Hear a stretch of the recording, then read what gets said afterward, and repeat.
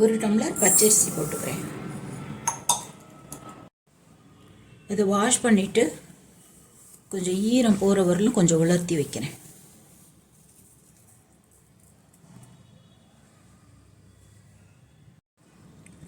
இப்போது அரிசி காஞ்சி போயிடுத்து. ரொம்ப காயணுங்கிறதுலாம் இல்லை, கொஞ்சம் ஜஸ்ட் அந்த ஈரமெல்லாம் போனாலே போதும்.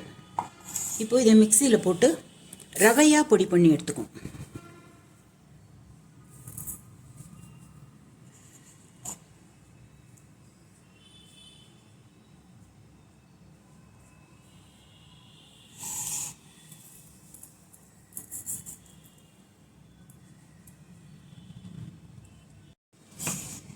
ரவை பொடி பண்ணி எடுத்துன்னு வந்துட்டேன்.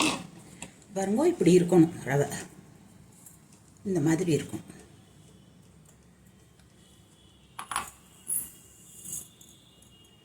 பொடி பண்ணி எடுத்துன்னு வந்துட்டேன். இப்போது கொஞ்சம் போல் தேங்காய் எடுத்திருக்கேன், 2 பச்சை மிளகாய் எடுத்திருக்கேன். இது ரொம்ப காரமாக இருக்கும், அதனால் 2 எடுத்துன்னு இருக்கேன். சாதாரணமாக இருந்தால் 3 பச்சை மிளகாய் எடுத்துக்கலாம். கொஞ்சம் கொத்தமல்லி எடுத்துன்னு இருக்கேன். இப்போ இது 3ஐயும் அரைச்சி எடுத்துகிட்டு வரணும்.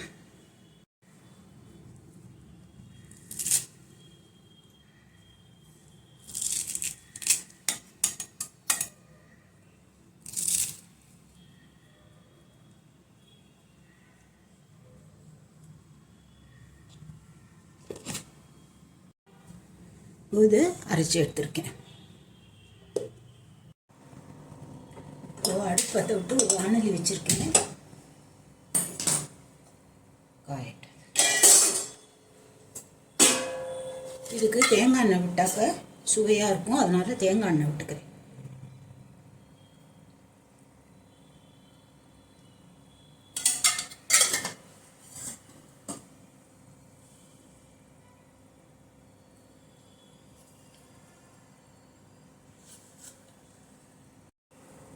எண்ணெய் காஞ்சிடுத்து கடுகு போட்டுக்கிறேன்.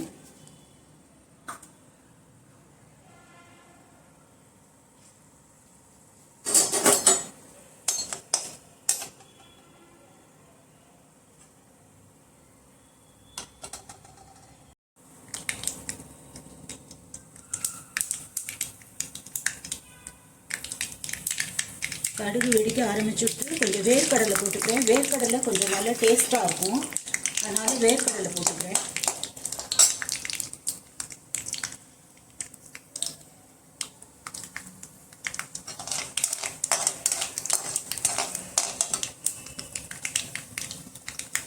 கருவேப்பிலை 2 போட்டுக்கிறேன்.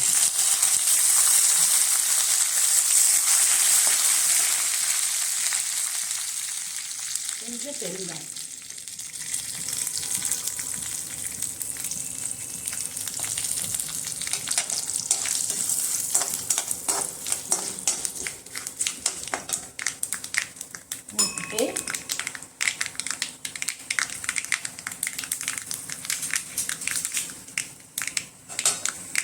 இதை அரைச்சி வச்சிருக்கிற விழுதை இதில் போடுறேன்.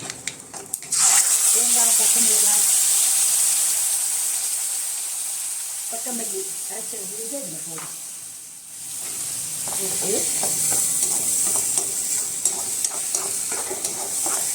கொஞ்சம் ஒரு 5 செகண்ட் கிளறிக்கலாம் போதும். இப்போது நான் அரிசி எடுத்துன்ற டம்ளர்லேயே 2 டம்ளர் தண்ணி விட்டுக்கிறேன்.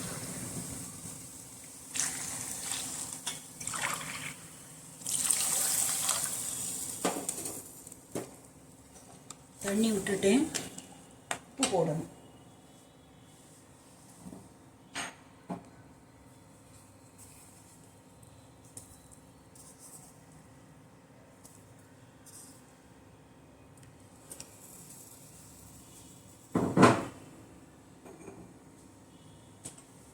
போட்டேன். இது ஒரு கொதி வரட்டும்.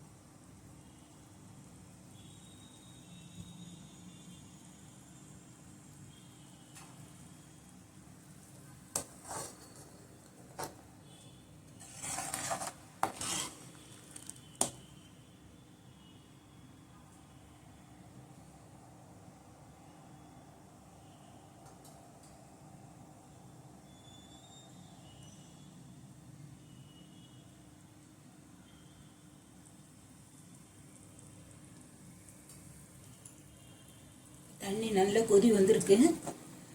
இதில் இந்த ரவையை போடுறேன்.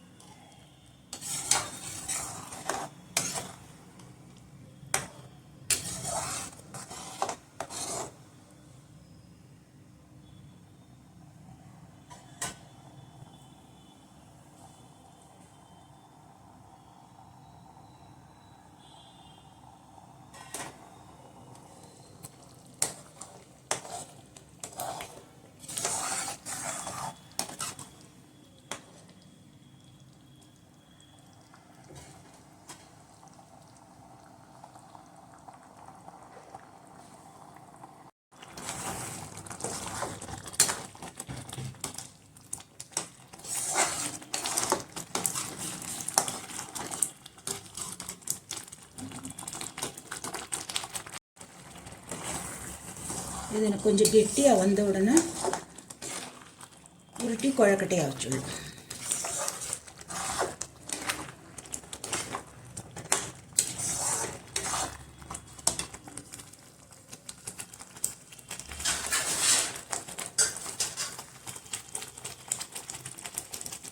கொஞ்சம் நாள் மூடி வைக்கிறேன், அப்படியே வெந்துடும்.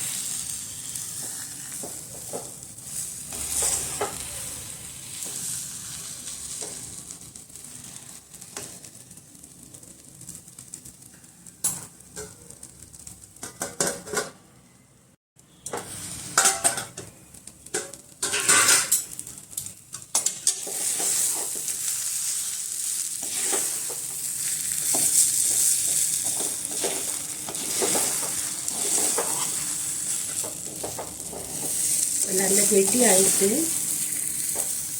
இதுவே சரியா இருக்கும்.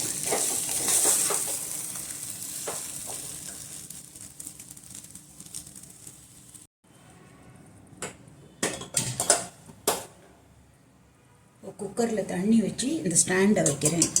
தண்ணி கொதிக்கட்டும். தண்ணி சுட்டுடுத்து இதை உருட்டி எடுத்துன்னு வந்திருக்கேன். இதில் வச்சு ஒரு 7 to 10 minutes நல்லா ஆவியில் வேகணும்.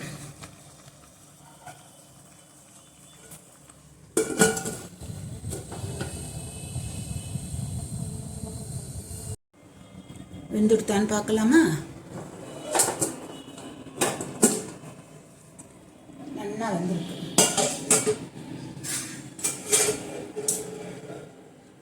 அருமையாக வெந்திருக்கு.